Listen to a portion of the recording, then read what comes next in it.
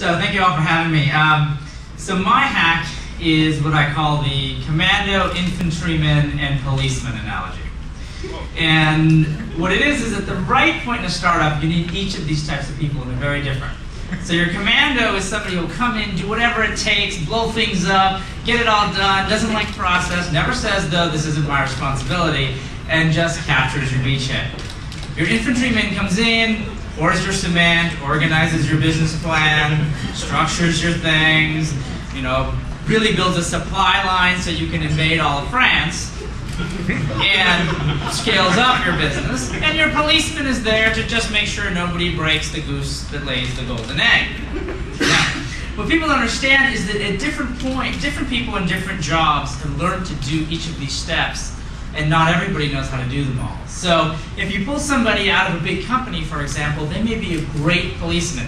They've been there tweaking that 3% more yield on that eBay auction listing, and they can get $100 million more by tweaking 3%, but it's a very different skill than the guy you need initially to fundamentally build out your business and just capture the beachhead at all costs. So I started my first company when I was 26, called Andale, and as any 26-year-old CEO, I was like, oh my God, I have no idea what I'm doing. And my VCs were like, you have to hire really seasoned executives. So I went and hired some of these folks. And one of the best stories I can tell is one of my executives came in who was definitely a policeman, maybe an infantryman borderline, and ran a promotion who, literally gave $5 to every user for free for just doing this one thing on our site, unlimited, no cap at all. And we lost $2 million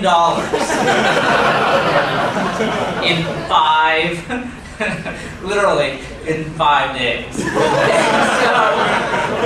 And this person was like, well, that never happened in my last company, which was the big bank. And I was like, yeah, people don't usually defraud banks. But fundamentally, let me think about that.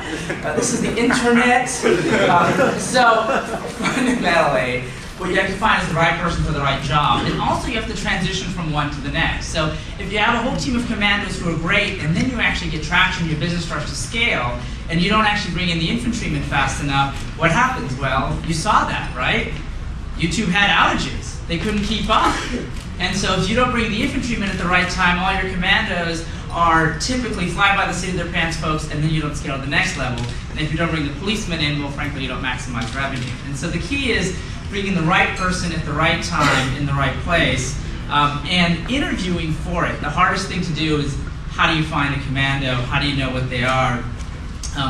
And one of the keys to that is, don't be obsessed about brand. Don't go, oh, that guy worked at that big company, which is a big name, and so that's who you should hire. Instead, look at the skills and look at those.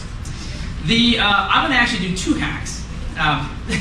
The second hack, which I know a lot of people here are trying to figure out, is, how do I get funded? And how do I get that first investor, that first VC, that first angel to kind of put in the term sheet? In today's environment, it's easier than most, but it's still hard. And one of the hacks, I'll tell you, is actually a hack you've got to use about 2 years before you ever want to raise money. So it may not be terribly useful to everybody right at this moment, but maybe it helps you. So what it is, when I first, in 1997, when I was finishing up my graduate work over here, I started working for free for a number of VCs, and I just did it for free. I didn't ask for stock, I didn't ask for money, I didn't do anything. I just sat there and said, I will do diligence, I will look at companies for you, I will write reports, I will do whatever.